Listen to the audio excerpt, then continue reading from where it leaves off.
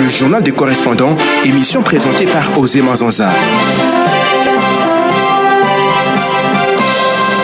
Le journal des correspondants, votre mission se poursuit sur Top Congo FM. On va changer de chapitre à présent pour parler enrôlement des électeurs. Vous le savez, cette semaine, la CENI a lancé des opérations d'identification et enrôlement des électeurs dans l'ère opérationnelle 2. Il s'agit des provinces du Kasaï, Kasaï central, Kasaï oriental, Lomami, Sankourou, Olomami, Okatanga, les Lolaba et la province du Tanganyika.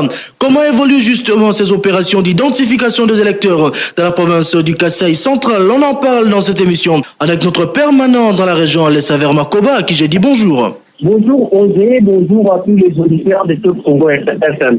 Alain Saver Marcoba, l'enrôlement des électeurs lancé dans la deuxième zone, dans la deuxième ère opérationnelle, dont notamment la province du Kasaï central. Comment se déroule cette opération quelques jours après le lancement? En fait, il faut d'abord signaler que c'est le président de la CENI, Denis Kadima, qui s'est déplacé à Kananga pour lancer personnellement l'enrôlement pour la deuxième ère opérationnelle. Il a lancé, il a tenu aussi à donner certaines garanties par rapport à ce qu'on avait déjà comme perte, et notamment est-ce qu'il y aura possibilité d'avoir des délais supplémentaires comme ce qu'on a connu dans la première ère opérationnelle. Il a rassuré qu'on va rester dans les délais, c'est-à-dire les 30 jours. Et sur place, à Kananga, c'est une mobilisation, mais tellement c'est impeccable parce qu'il y a des personnes qui ne savent pas encore que l'enrôlement a débuté. Il y a aussi des gens qui ne maîtrisent même pas où se trouvent les centres pour s'enrôler dans leur contrée. Mais aussi du côté de la société civile, ils se mobilisent aussi, ils s'organisent pour pousser la population à aller s'enrôler massivement. Il y a des organisations, notamment FMDI, qui a déployé sur le terrain les observateurs et observatrices pour se rendre compte du bon déroulement du processus électoral ici à Kananga. Le gouverneur lui-même aussi, Denis Kadima, a prévenu qu'il ne faut pas aussi accepter les monnayages des jetons qui permettent à ce qu'on puisse avoir la carte d'électeur. C'est-à-dire les politiques, sociétés civiles et autres font des efforts pour que la population puisse aller s'enrôler, mais sur place, sur le terrain, c'est encore calme. On ne sent pas comme ce qu'a été la situation en 2018, où tout le monde était vraiment à l'âge d'avoir sa carte, il semble qu'il y a un petit souci de communication. Voilà comment se présente la situation sur place quelques jours après le début du processus d'enrôlement au Kasaï central. Mais est-ce que, comme dans la première zone, ici à Kinshasa notamment, des difficultés étaient rencontrées? Est-ce que les difficultés sont également rencontrées sur place dans la province du Kasaï central? Je reste sceptique parce que ce sera un peu trop vite de donner une réponse. Il n'y a pas encore jusque-là, des gens qui ont eu leur carte n'ont pas encore manifesté l'inquiétude. Mais seulement cette histoire des photos, il y a des gens qui disent, bon, écoutez, ça, on ne sait pas me reconnaître. On a vu des gens, ça fait un problème, des gens qui niaient que non, c'est pas toi qui es sur la photo. Cette histoire des photos en noir-blanc qui était un peu de faire des critiques ici. Mais on n'a pas encore enregistré des cas parce que au début, je vous ai dit que c'est pas tout le monde qui est vraiment outragé. On va rester avec vous, Alain Saver Marcoba, pour parler de cette première réunion du Conseil des ministres tenue dans la province du Sankourou. Alors, on parle de la polémique qui s'en est suivie. Qu'est-ce qui s'est exactement passé? Oui, en fait, la polémique est venue du fait que le gouverneur Gilles Lodi a tenu la première réunion du Conseil des ministres en dehors du chef-lieu de Sankourou, c'est-à-dire Lusambouk, le chef-lieu de Sankourou.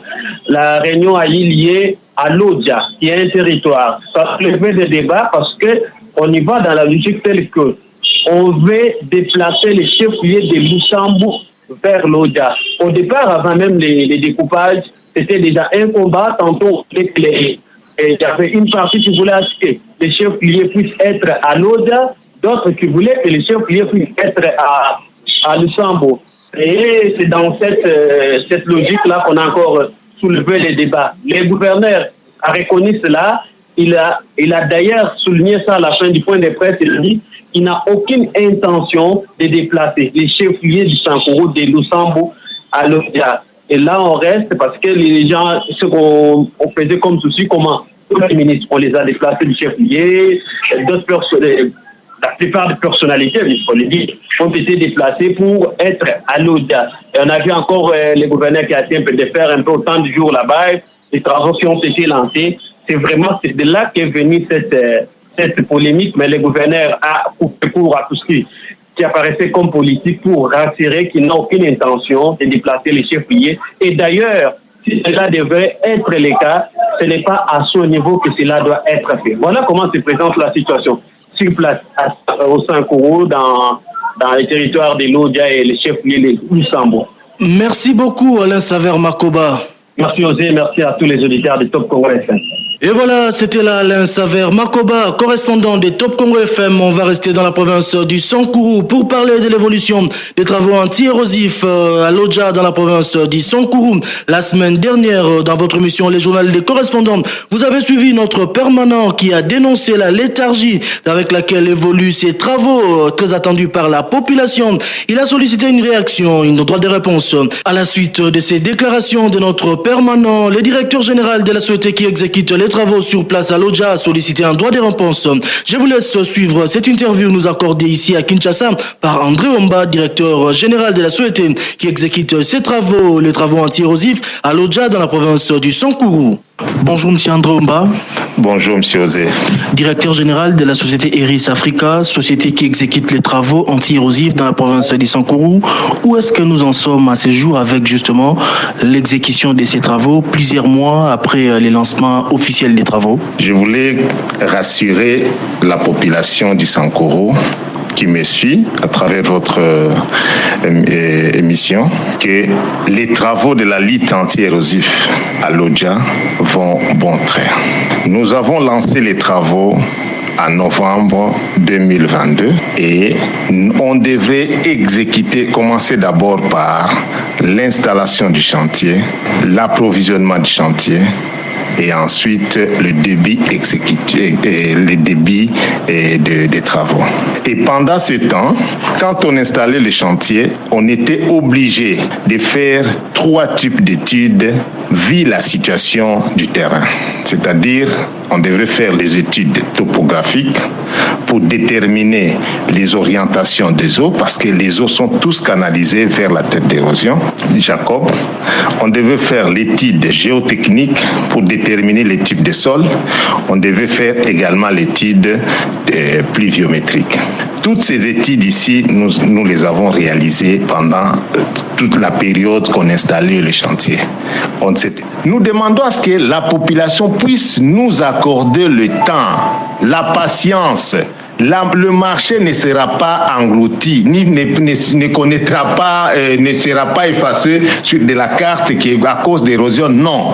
Supporter que quand il plaît, les eaux que nous retenons au niveau du marché restent juste après la pluie. Nous-mêmes, nous allons ouvrir pour les orienter calmement vers où nous allons les orienter. Mais si eux se permettent, par exemple, la pluie d'avant-hier, ils se sont permis d'aller casser les barrières que nous avons faites et ça a attaqué encore la terre que nous sommes en train de remblayer. Ça va nous retarder. Qu'on nous laisse faire. Il faut aussi accepter les sacrifices. Quand vous voulez un résultat, il faut accepter les sacrifices. Et voilà, c'était là André Omba dans une interview enregistrée ici à Kinshasa, une interview droit de réponse. Je rappelle sur les propos qu'avait dit sur Top Congo FM notre permanent dans la région Alain Savère Makoba sur notamment la léthargie dans l'exécution des travaux anti-érosifs à l'Odja dans la province du Sankourou. On va revenir sur les dossiers enrôlement des électeurs à présent dans la province du Kasaï Oriental. On retrouve depuis la ville de Mbujimaï notre permanent Nicolas Kazadi à qui j'ai dit bonjour. Bonjour.